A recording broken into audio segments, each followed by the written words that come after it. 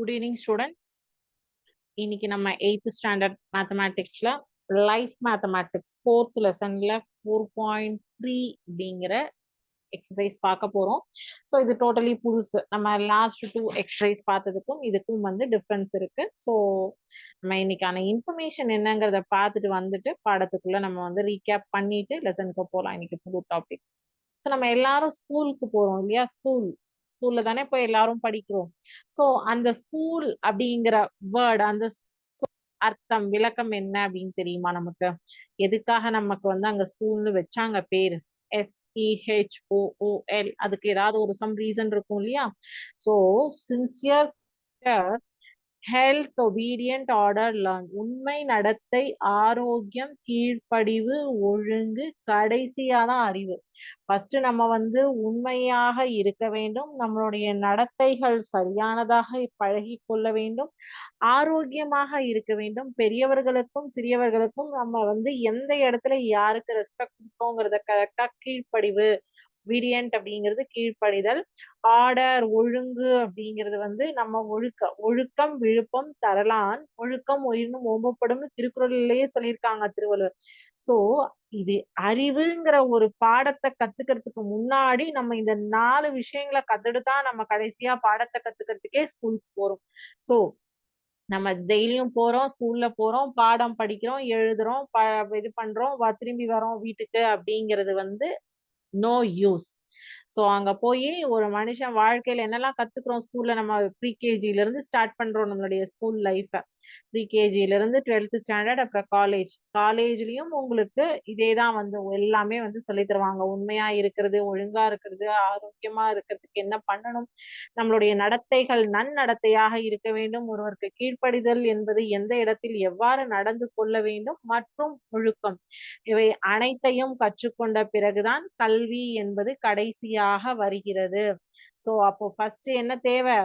இது எல்லாமே இந்த 4 கத்துக்கிட்டதுக்கு அப்புறம் தான் கல்வியே வராங்க. சரியா? Okay, done. சரி, இப்போ நம்ம ஃபர்ஸ்ட் என்னென்ன பார்த்தோம்? 4.1 அண்ட் 4.2 எக்ஸசைஸ்ல என்ன பார்த்திருக்கோம்? ப்ராஃபிட், லாஸ், டிஸ்கவுண்ட், அப்புறம் வந்து வேற என்ன பார்த்தோம்? In profit, loss, discount, overhead expenses, இதர செலவுகள், அதுக்கப்புறம் வந்து சேவை வரி, GST, இதெல்லாம் வந்து நம்ம 4.1 and 2ல நம்ம பார்த்தோம் இல்லையா? Is it right? எஸ். இப்போ இந்த 3வது எக்ஸசைஸ்ல பார்க்க போறது டோட்டலி டிஃப்ரெண்ட். காம்பவுண்ட் இன்ட்ரெஸ்ட், கூட்டு வட்டி. சோ வட்டினா என்ன, இன்ட்ரெஸ்ட் அப்படின்னா, இப்ப நீங்க 8ஆம் கிளாஸ் படிக்கிறீங்க, உங்களுக்கு எல்லாருக்குமே வந்து ஒரு காமன் விஷயம் வந்து தெரிஞ்சிருக்கும், இன்ட்ரெஸ்ட். இப்போ பேங்க்ல உங்களுக்கு எல்லாருக்கும் 6th ஸ்டாண்டர்ட்ல இருந்தே இப்பெல்லாம் பேங்க் அக்கௌண்ட் எல்லாம் யூஸ் பண்ண ஸ்டார்ட் பண்ணிருப்பீங்க. ஸோ பேங்க்ல போய் நீங்க ஒரு 1000 ரூபாய் வந்து டெபாசிட் பண்றீங்க, அதுக்கு ஒரு ரேட் ஆஃப் இன்ட்ரெஸ்ட் 5% அப்படின்னு சொல்லுவாங்க. நீங்க இந்த 1000 ரூபாய ஒரு வருஷத்துக்கு எடுக்காம இருந்தீங்க அப்படின்னா உங்களுடைய இன்ட்ரெஸ்ட் எப்படி கால்குலேட் பண்ணுவாங்க? இத வந்து தனி வட்டி அப்படின்னு சொல்லுவாங்க. ஒரு வருட காலத்திற்கு ஒரு ரேட் ஆஃப் இன்ட்ரெஸ்ட் போட்டு ஒரு அமௌண்ட்டை டெபாசிட் பண்றீங்க. அந்த டெபாசிட் பண்ணக்கூடிய அமௌண்ட்டை வந்து பிரின்சிபல் அப்படின்னு சொல்லுவாங்க. இருங்க, நான் உங்களுக்கு சிமுலேஷன் போயிடுறேன்.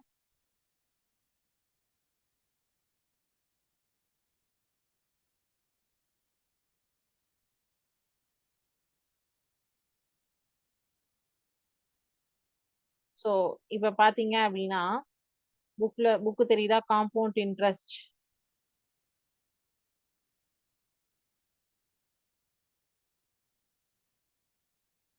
இவங்க நம்ம இங்க 1000 ரூபாய் எடுத்திருக்கோம், அவங்க அங்க 20,000 ரூபாய் எடுத்திருக்காங்க. சரியா? சோ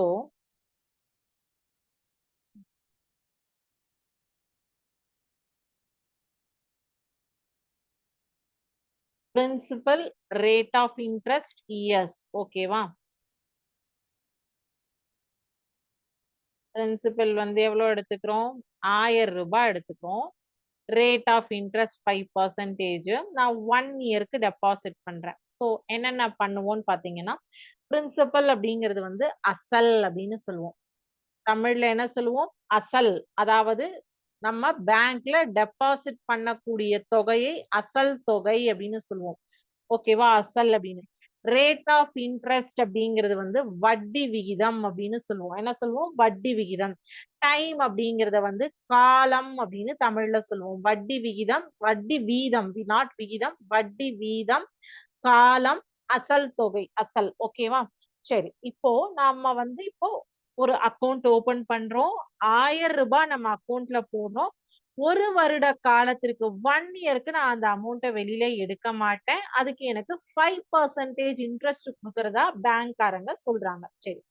இப்ப இங்க இவங்க என்ன பண்ணுவாங்க அப்படின்னா, for the simple interest on 1000 at 5% for a period of 1 year.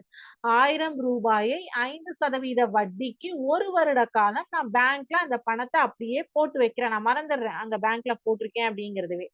So solution என்னது? என்னென்ன கொடுத்திருக்காங்க? பிரின்சிபல் என்ன? ரேட் ஆஃப் இன்ட்ரெஸ்ட் என்ன? டைம் டியூரேஷன் என்ன? ஓகேவா? சோ சிம்பிள் இன்ட்ரெஸ்ட் அப்படிங்கறத வந்து தனி வட்டி அப்படின்னு சொல்லுவாங்க. தமிழ்ல என்ன சொல்லுவாங்கன்னா தனி வட்டி அப்படின்னு சொல்லுவாங்க. அதோடைய இங்கிலீஷ்ல எல்லாமே தெரிஞ்சுக்கோங்க. பிகாஸ் நம்ம யூஸ் பண்ணக்கூடிய டேர்ம் எல்லாமே இங்கிலீஷ்ல தான் யூஸ் பண்ணுவோம். தமிழ்ல யூஸ் பண்ண மாட்டோம். சோ அதனால இங்கிலீஷ் டேர்ம்ஸ் எல்லாத்துக்குமே நீங்க தெரிஞ்சு வச்சுக்கிறது உங்களுக்கு ரொம்ப யூஸ்ஃபுல்லாக இருக்கும். எஸ்ஐ அப்படின்னு சொல்லுவாங்க. எஸ்ஐ அப்படின்னா தனி வட்டி, சிம்பிள் இன்ட்ரெஸ்ட். சரி, எஸ்ஐ கால்குலேட் பண்றதுக்கு ஃபார்முலா என்னன்னு பாத்தீங்கன்னா, principal amount into rate of interest into time divided by 100. Simple interest calculate பண்றது. அதாவது 1000 ரூபாய் 5% வட்டி ஓராண்டு காலம் டிவைடட் பை 100. ஓகேவா? எஸ். ஸோ இப்போ இது எல்லாத்தையும் மல்டிப்ளை பண்ணீங்க அப்படின்னா 5000 divided by 100, so 50 rupees. So ஒரு வருஷ காலத்துக்கு நீங்க சிம்பிள் இன்ட்ரெஸ்ட்ல 1000 ரூபாய போட்டு வச்சீங்க அப்படின்னா ஒரு ஆண்டு, இப்ப இந்த மாசம், இந்த வருஷம் ஜனவரி மாசம் 20ஆம் தேதி 2025வது வருடம் ஒரு அமௌண்ட் போடுறீங்கன்னா, ஜனவரி மாசம் 21ஆம் தேதி 2026வது ஆண்டு இந்த 1000 ரூபாய் என்பது plus rate of interest 50 rupees add ஆகி ருபீஸ் 1050 ஆக உங்க கையில கிடைக்கும். இத வந்து சிம்பிள் இன்ட்ரெஸ்ட் தனி வட்டின்னு சொல்லுவாங்க. ஓகே. சிம்பிள் இன்ட்ரெஸ்ட்டுக்கும் காம்பவுண்ட் இன்ட்ரெஸ்ட்டுக்கும் ஒரு சின்ன வேரியேஷன் என்ன அப்படின்னா, காம்பவுண்ட் இன்ட்ரெஸ்ட்டை வந்து என்ன பண்ணுவோம்னா காலங்கள் பிரிப்போம். ஓகேவா?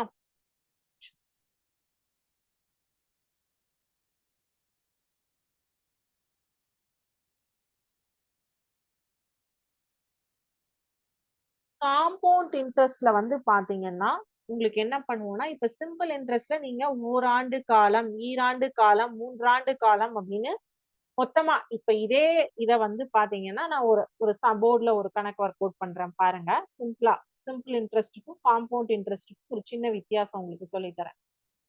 இப்போ வந்து ஒரு அமௌண்ட் 20,000 ருபீஸ வந்து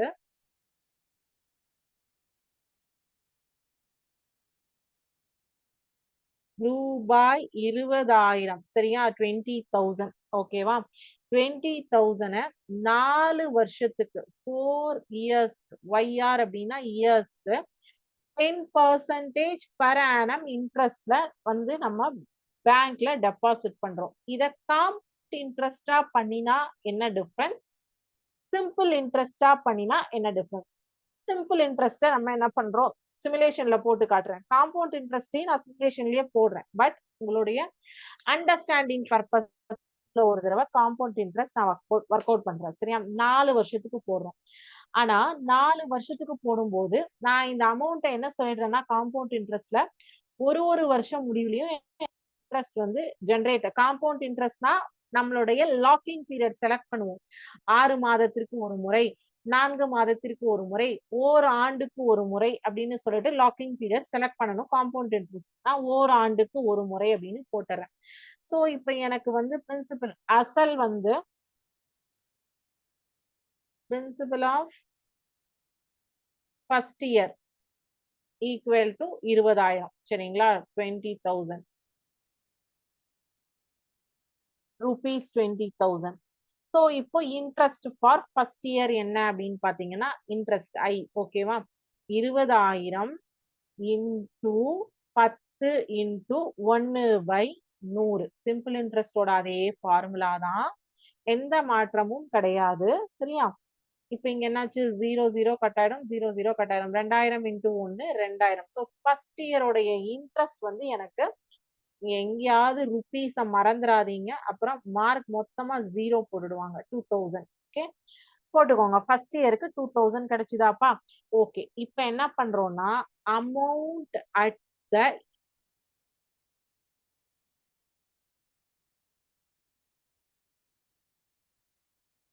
end of first year equal to principal plus interest, which is rupees 20,000 plus rupees 2,000, which is equal to rupees 22,000. கரெக்டா? எஸ். இப்போ ரெண்டாவது வருஷத்துக்கு நான் போறேன். Amount principal amount for second year என்ன ஆகும்?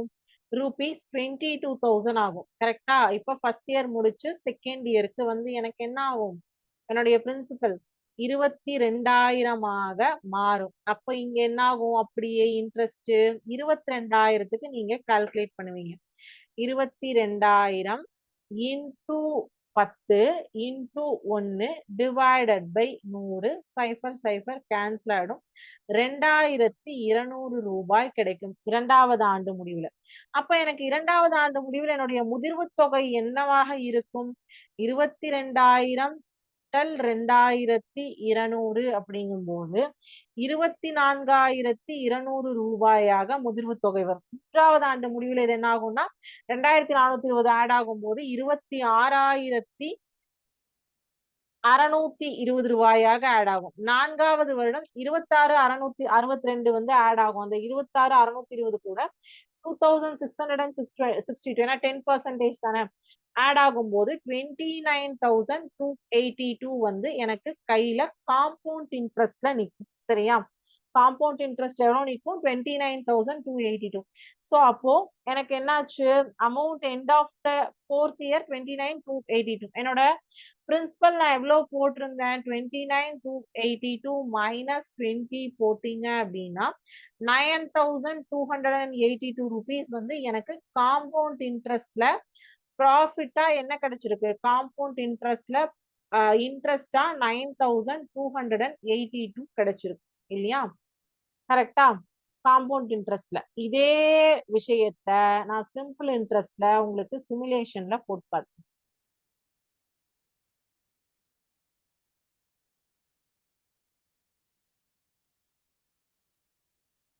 20,000 rate of interest 10 year of locking period 4.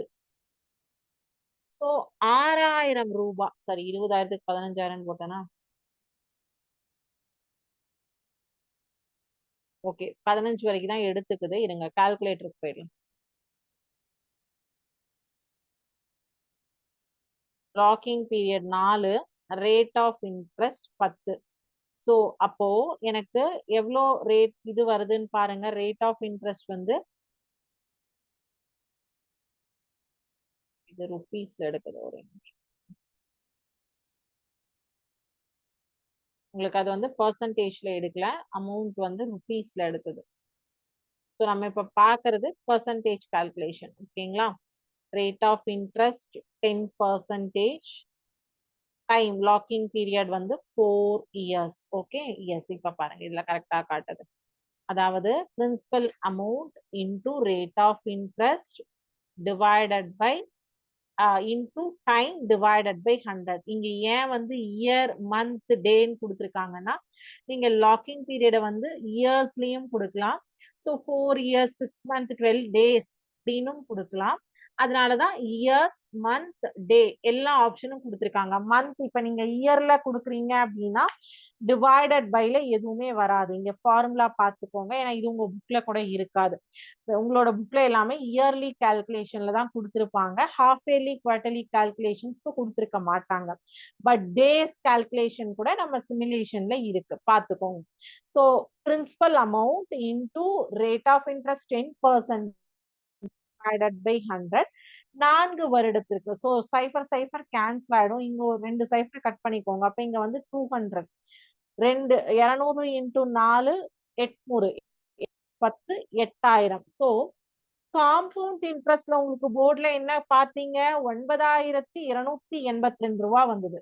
இதே வந்து சிம்பிள் இன்ட்ரெஸ்ட் எஸ்ஐல ரூபீஸ் 8000 தான் உங்களுக்கு இன்ட்ரெஸ்ட் வருது. அப்போ இங்க லாக்கிங் பீரியட் நீங்க சிம்பிள் இன்ட்ரெஸ்ட்ல போட்டீங்கன்னா சிங்கிள் லாக்கிங் பீரியட்ல போட்டுறீங்க. ஸோ டைரக்டா 4 வருஷத்துக்கு ஒரு இன்ட்ரெஸ்ட் கால்குலேட் பண்ணி உங்களுக்கு அமௌண்ட்டை கொடுத்தது. இதே வந்து இதை நீங்க வந்து ஒரு வருஷமா ஓபன் பண்ணி க்ளோஸ் பண்ற மாதிரி காட்டும் போது முதலாவது வருடத்தினுடைய முடிவில் உங்களுக்கு வந்து 2200 ரூபாய், 20,000க்கு 2000 ரூபாய் கிடைச்சது. அப்ப 22 ஆச்சு. 2வது வருஷம் என்ன ஆகும்? பிரின்சிபல் அப்படியே 22,000 எடுத்துக்கும். இது 4 வருஷத்துக்கும் சிம்பிள் இன்ட்ரெஸ்ட்ல வந்து 4 வருஷத்துக்கும் ஒரே பிரின்சிபல் தான் இருக்கும், மாறாது. காம்பவுண்ட் இன்ட்ரெஸ்ட்ல வருடங்கள் முடிவில ஒவ்வொரு வருடத்தினுடைய முடிவிலையும் அதனுடைய பிரின்சிபல் அமௌண்ட் அசல் தொகையானது மாறும்போது உங்களுக்கு இன்ட்ரெஸ்ட் வந்து அதிகமாக கிடைக்கும். சிம்பிள் தொகை கான்ஸ்டன்டா இருக்கிறதுனால உங்களுக்கு அந்த இன்ட்ரெஸ்ட் தொகை வந்து வட்டி வீதம் வந்து கொஞ்சம் வந்து இதுக்கும் அதுக்கும் ஒரு 1000 ரூபாய் 2000 ரூபாய் டிஃபரன்ஸ் வந்து நம்ம அமௌண்ட், ரேட் ஆஃப் இன்ட்ரெஸ்ட் எல்லாத்த பொறுத்துமே மாறும். இதை நீங்க வந்து இயருக்கு தான் வந்து பிரிக்கணுமா மேம் காம்பவுண்ட் இன்ட்ரெஸ்ட அப்படின்னு கேட்கலாம். இல்ல மந்த்லி 4 மாசம் குவார்டர்லியா நீங்க பிரிச்சு கூட போடலாம். இல்ல டே இன்ட்ரெஸ்ட் கூட பிரிச்சு போடலாம். சோ அது வந்து நம்ம இப்போ உங்களுக்கு சம்ஸ் பார்க்கும்போது புரிஞ்சிடும். ஓகேவா? சோ இப்போ பார்த்த கான்செப்ட் வந்து உங்களுக்கு கிளியரா? சிம்பிள் இன்ட்ரெஸ்ட்னா என்ன ஃபார்முலா, காம்பவுண்ட் இன்ட்ரெஸ்ட்னா என்ன ஃபார்முலா? இப்ப காம்பவுண்ட் இன்ட்ரெஸ்ட்க்கு நம்ம என்ன பண்ணோம்? ஒவ்வொரு வருஷத்துக்கா போட்டோமா? பட் காம்பவுண்ட் இன்ட்ரெஸ்ட நீங்க a is equal to p into 1 plus r by 100 to the power n எவ்வளவா நம்ம பிரிக்கிறோமோ அந்த பவர் அந்த நம்பரை பவர்ல போட்டு பிரிச்சுட்டு போயிடலாம். சோ அததான் வந்து உங்களுக்கு காம்பவுண்ட் இன்ட்ரெஸ்ட் சிங்கிள் ஃபார்முலாவா கொடுத்திருக்காங்க.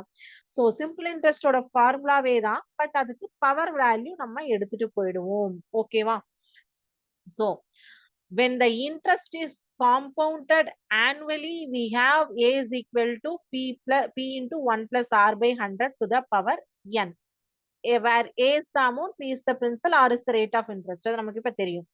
n is the number of years. We shall get the compound interest equal to amount minus principal amount. When the interest is compounded half yearly, we have a is equal to p into 1 plus r by 200 to the power 2n.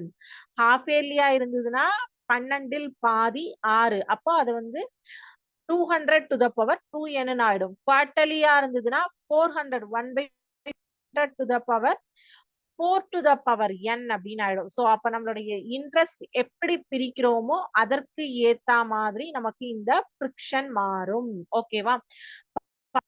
So இப்போ நம்ம சம்ஸ்குள்ள போயிட்டோம்னா நமக்கு எப்படி simple interest பார்த்தாச்சு. Difference application of compound interest formula and difference between the simple interest and compound interest. SI and CI. compound interest அப்படின்னா CI, simple interest அப்படின்னா SI. Okay? So அந்த டிஃபரன்ஸும் நம்ம பார்த்துட்டோம். ஓகே, இப்போ 4.3 எக்ஸசைஸ்ல தேர்ட் கொஸ்டின்ல இருந்து நம்ம ஒர்க் அவுட் பண்ணலாம். ஓகேங்களா? சரி, இப்போ காம்பவுண்ட் இன்ட்ரெஸ்டுக்கும் கால்குலேட்டர் இருக்கு. நான் இதை உங்களுக்கு போட்டும் காட்டுறேன் சிமுலேஷன்லயும். சேம் டைம் உங்களுக்கு இங்க நம்ம போர்ட்லயும் ஒர்க் அவுட் பண்ணலாம். Compound interest on 3200 at 2.5% per annum for 2 years கொடுத்திருக்காங்க.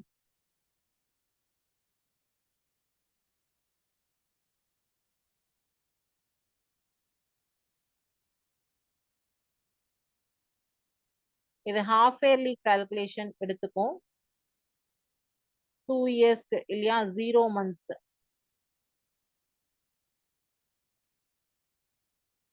163 ரூபாய் வந்து காம்பவுண்ட் இன்ட்ரெஸ்ட்ல நமக்கு கிடைச்சிருக்கு. எஸ், நம்ம புக்லயும் அதே ஆன்சர் தான். ஸோ நம்ம இதை போர்டில் ஒர்க் அவுட் பண்ணி நான் உங்களுக்கு காட்டுறேன். இங்க வந்து எக்ஸ்பான்ஷன் இல்லாததுனால நான் இங்க போர்டில் ஒர்க் அவுட் பண்ணி காட்டுறேன். பட் இந்த சிம்பிள் இன்ட்ரெஸ்ட் கால்குலேட்டரும் காம்பவுண்ட் இன்ட்ரெஸ்ட் கால்குலேட்டரும் நீங்க என்ன பண்ணலாம்னா, நீங்க போடக்கூடிய சம்ஸ் வந்து கரெக்டா தப்பாங்கிறது வெரிஃபிகேஷன் பண்றதுக்கு நீங்க இந்த கால்குலேட்டர் தாராளமா யூஸ் பண்ணலாம்ப்பா. உங்களுக்கு சிமுலேஷன்ல இருக்கு. எல்லா அமௌண்ட்டுமே கரெக்டா வந்து கால்குலேட் பண்ணி கொடுக்கும். ஸோ நம்ம போடுற சம்ஸ் சிம்பிள் இன்ட்ரெஸ்ட் உங்களுக்கு வித் ஸ்டெப்ஸே இருக்கு. காம்பவுண்ட் இன்ட்ரெஸ்ட் தான் வித்தவுட் ஸ்டெப்ஸ் இருக்கு. ஓகேவா? எஸ். சோ ரூபாய் 3200க்கு 2.5% ஆண்டு வட்டியில் ஆண்டுக்கு ஒரு முறை வட்டி கணக்கு இயர்லி ஒன்ஸ். ஓகேங்களா? சோ ஒரு முறை வட்டி கணக்கிடப்படும் முறையில் 2 ஆண்டுகளுக்கு கிடைக்கும் கூட்டு வட்டியை காண்க. Find the compound interest on 200 at 2.5% per annum for 2 years compounded annually.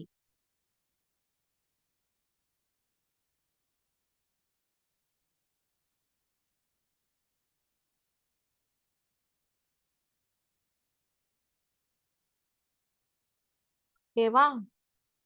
R வந்து 2.5% per annum வருடத்திற்கு ஒரு முறை.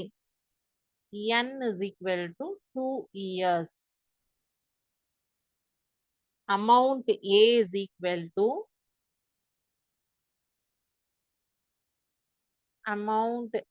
equal to P into yearly தானே.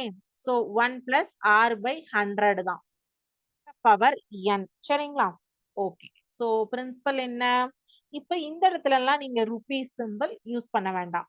First starting and ending amount எங்க மென்ஷன் பண்றீங்களோ அங்க யூனிட்ஸ் யூஸ் பண்ணும். 3200 இங்கெல்லாம் கால்குலேஷன் சரி. Plus 2.5 divided by 100 to the power 2.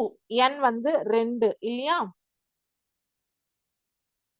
So இது பார்த்தீங்கன்னா 100 plus 2.5 102.5 ஆகும். சோ இதை நீங்க வந்து 1.025 ஏன்னா இங்க பாயிண்ட் இருக்கு இல்லையா? சோ அப்ப இதை எப்படி பிரிப்பீங்க?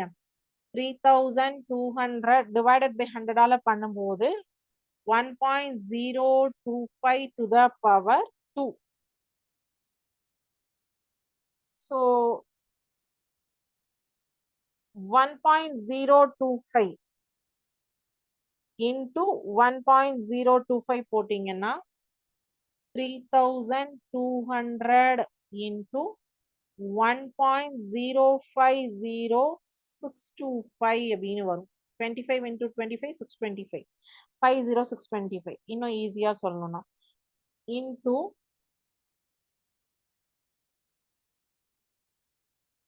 3200 போட்டீங்கன்னா 3362 அப்படின்னு வரும்.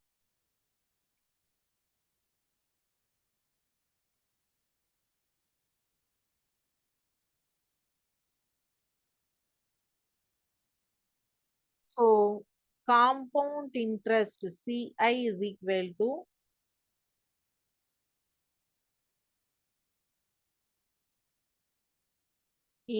to amount minus principal.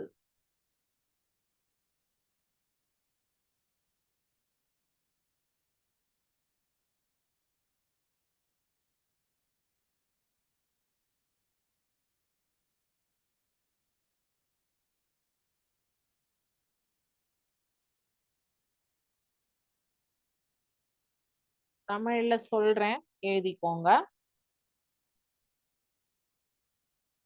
அசல் P is equal to 3200, R is equal to 2.5%, ஆண்டுக்கு ஒரு முறை, N is equal to 2 ஆண்டுகள், தொகை A is equal to P into 1 plus R by 100 to the power N. So P னுடைய மதிப்பு 1, இது interest rate of interest by 100 to the power 2ங்கிறது 2 ஆண்டுகள். So simplify பண்ணியிருக்கோம். காம்பவுண்ட் இன்ட்ரெஸ்ட் CI கூட்டு வட்டி CI is equal to தொகை minus அசல். அமௌண்ட்டுங்கிறத தொகைன்னு சொல்லுவோம். பிரின்சிபல் வந்து அசல். அது தொகையில இருந்து அசலை கழிச்சா 162 ரூபா. ஸோ காம்பவுண்ட் இன்ட்ரெஸ்ட் வந்து என்ன கிடைச்சிருக்கு? 3200 ரூபாய்க்கு 2.5% வட்டினா 162 ரூபா அவங்களுக்கு இன்ட்ரெஸ்ட் கிடைச்சிருக்கு. அப்ப 2 வருஷம் முதிர்வு தொகை வந்து 3200 ரூபா டெபாசிட் பண்ணியிருந்தாங்கன்னா 3362 ரூபாயாக அவங்களுக்கு கையில கிடைக்கும். ஓகேவா? சரி. அடுத்தது 4வது ரூபாய் 4000க்கு 10% ஆண்டு வட்டியில் ஆண்டுக்கு ஒரு முறை வட்டி கணக்கிடப்படும் முறையில் 2.5 ஆண்டுகளுக்கு கிடைக்கும் கூட்டு வட்டியை காண்க. 2.5. ஓகேவா? Find the compound for 2.5 years on rupees 4000 at 10% per annum if the interest is compounded yearly.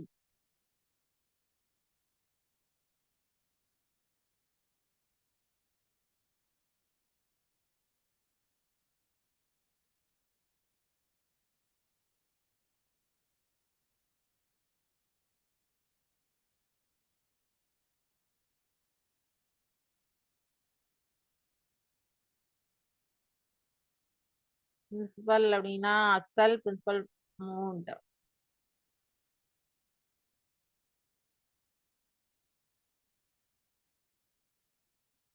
or rate of interest 10% per annum compounded n is equal to 2.5 years. N is equal to 2.5 years. So since it is a form of A B by C years.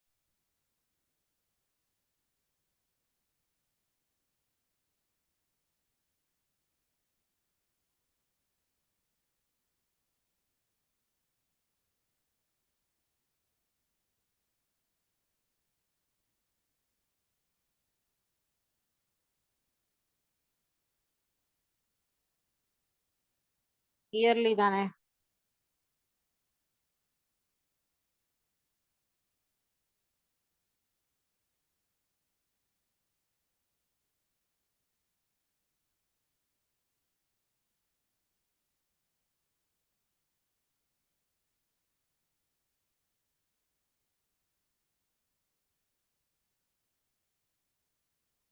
இதான் formula. இந்த A into B by C க்கு வந்ததுன்னா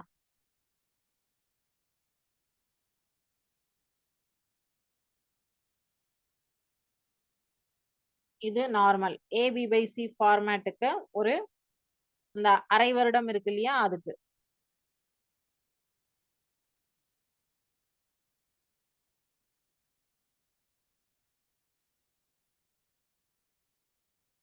இங்கதான் A.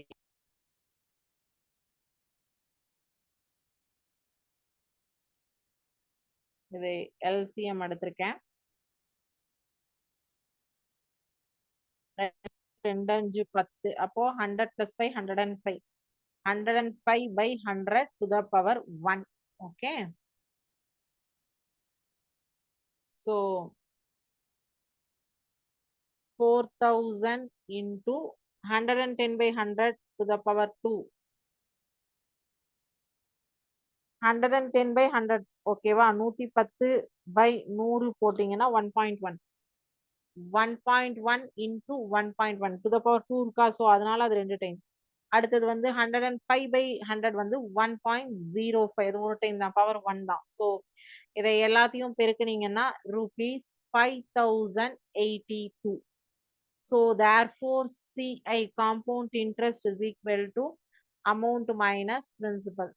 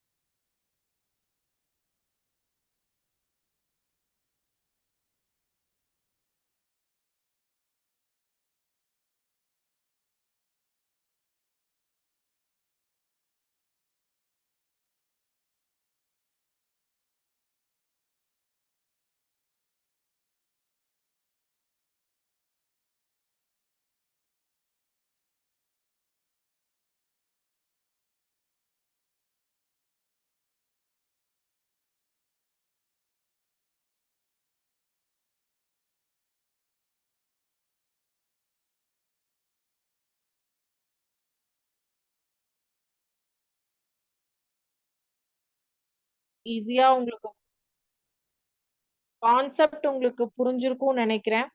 கான்செப்ட்ல ஏதாவது doubts இருந்ததுன்னா கேளுங்க.